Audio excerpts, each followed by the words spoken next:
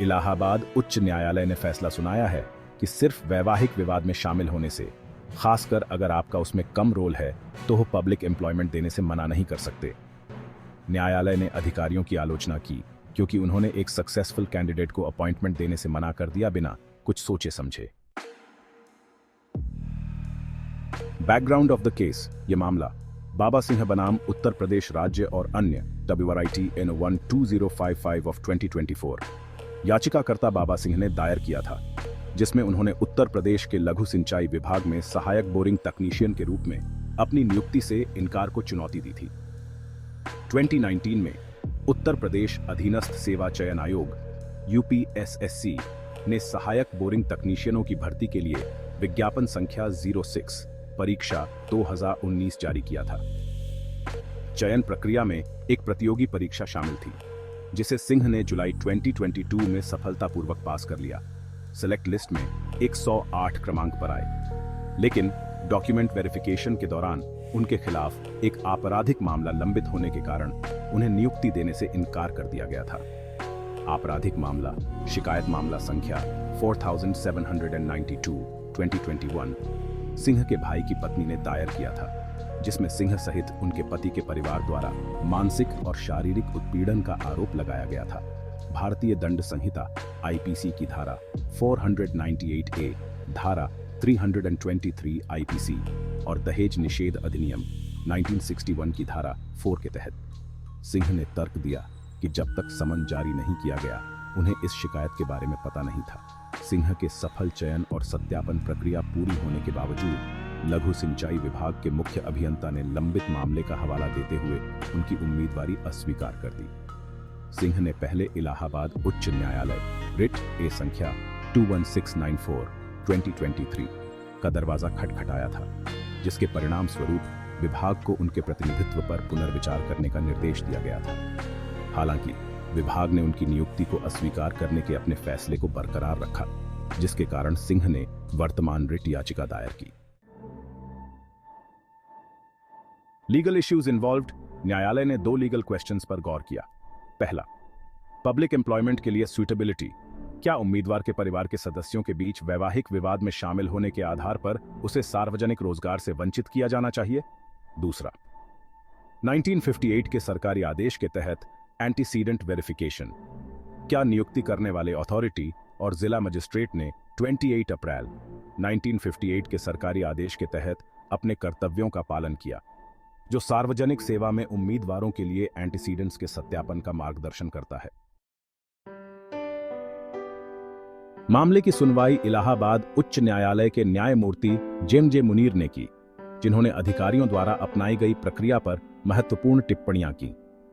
अदालत ने पाया कि याचिकाकर्ता को केवल एक शिकायत मामले के लंबित होने के कारण नियुक्ति देने से वंचित कर दिया गया था, जो उनके भाई और भाभी से जुड़े वैवाहिक विवाद से उत्पन्न हुआ था।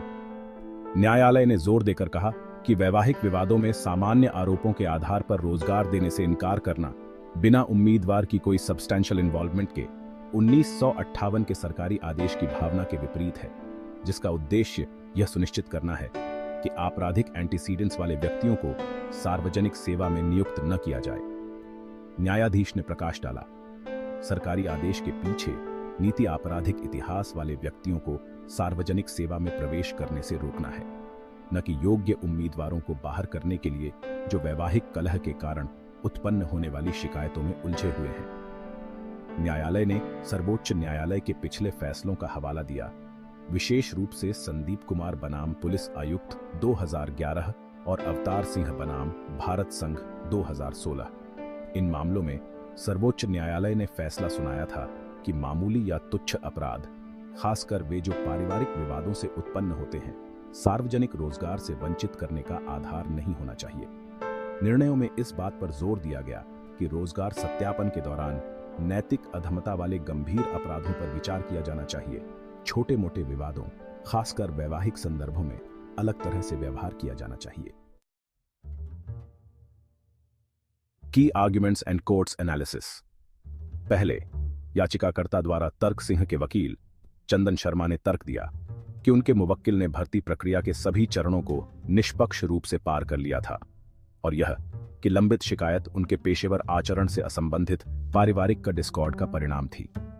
याचिकाकर्ता ने तर्क दिया कि वह न तो सीधे वैवाहिक विवाद में शामिल था और न ही उसके पक्ष में नैतिक अधमता का कोई सबूत था। इसके अलावा सिंह ने सभी आवश्यक जानकारी का खुलासा किया था और भर्ती प्रक्रिया के दौरान कोई भी विवरण नहीं छुपाया था। अगला, प्रतिवादियों की स्थिति। अतिरिक्त मुख्य स्थायी वकील मोनिका आर्य द्वारा प्रतिनिधित्व किए गए राज्य ने तर्क दिया कि सरकारी आदेशों और विभागीय दिशा निर्देशों के अनुसार आपराधिक मामलों लंबित वाले उम्मीदवारों को सरकारी सेवा में नियुक्त नहीं किया जा सकता है। सिंह की नियुक्ति को अस्वीकार करने का मुख्य अभियंता का निर्णय पुलिस अधीक्षक और जिला मजिस्ट्रेट मिर्जापुर की रिपोर्ट पर आधारित था, जिसमें उनके खिलाफ शिकायत का मामला लंबित होने की पुष्टि की गई थी। अंत में पूर्ववृत्त सत्यापन का न्यायालय का विश्लेषण न्यायमूर्ति मुनीर ने पाया कि जिला मजिस्ट्रेट और मुख्य अभियंता 1958 के सरकारी आदेश के तहत अपने दायित्वों को पूरा करने में विफल रहे हैं। आदेश के लिए उम्मीदवार के चरित्र का व्यापक मूल्यांकन आवश्यक है, अपराध की प्रकृति और उम्मीदवार की संलिप्तता दोनों पर विचार करते हुए। जिला मजिस्ट्रेट ने सिंह के चरित्र या उपयुक्तता का कोई विशिष्ट मूल्यांकन प्रदान किए बिना केवल लंबित शिकायत के अस्तित्व की सूचना दी थी। अदालत ने देखा, जिला मजिस्ट्रेट को डाकघर के रूप में कार्य नहीं करना है और पुलिस ने नियुक्ति प्राधिकारी को जो भी सूचना दी है उसे आगे भेजना है। उसे स्वतंत्र रूप से यह आकलन करना चाहिए कि क्या उम्मीदवार के आपराधिक इतिहास उसे पद के लिए अयोग्य घोषित करते हैं। इलाहाबाद उच्च न्यायालय ने रिट याचिका की अनुमति देते हुए 16 फरवरी 2024 को लघु सिंचाई विभाग के मुख्य अभियंता द्वारा जारी किए गए अस्वीकृति आदेश को रद्द कर दिया। इसने मुख्य अभियंता को 1 महीने के भीतर सिंह के मामले पर पुनर्विचार करने का निर्देश दिया, यह सुनिश्चित करते हुए कि लागू नियमों और अदालत के मार्गदर्शन का अनुपालन हो। न्यायालय ने इस बात पर जोर दिया कि पारिवारिक विवादों में सामान्य आरोपों के आधार पर, खासकर संलिप्तता के विशिष्ट सबूतों के बिना, सार्वजनिक रोजगार से वंचित करना अनुचित है। उन्होंने कहा कि इस तरह के यांत्रिक इनकार सार्वजनिक सेवा भर्ती में निष्पक्षता और समान अवसर के सिद्धांतों से समझौता करते हैं। न्यायालय ने अवतार सिंह बनाम भारत संघ 2016 में निर्धारित दिशा निर्देशों का हवाला दिया, जिसमें नियोक्ताओं को रोजगार से वंचित करने से पहले आपराधिक मामले की प्रकृति, विशिष्ट आरोपों और उम्मीदवार की संलिप्तता पर विचार करना आवश्यक है। न्यायालय ने आगे टिप्पणी की, सार्वजनिक रोजगार एक तेजी से आगे बढ़ने वाली प्रक्रिया है, जिसे सुरक्षित करने की संभावना उम्र के साथ कम होती जाती है। यह अपेक्षा करना उचित नहीं है कि एक उम्मीदवार अपने अवसर को त्याग दे, वर्षों तक मुकदमे की प्रतीक्षा करे और अपनी पात्रता तब वापस पाए जब परिणाम बरी होने की ओर ले जाए।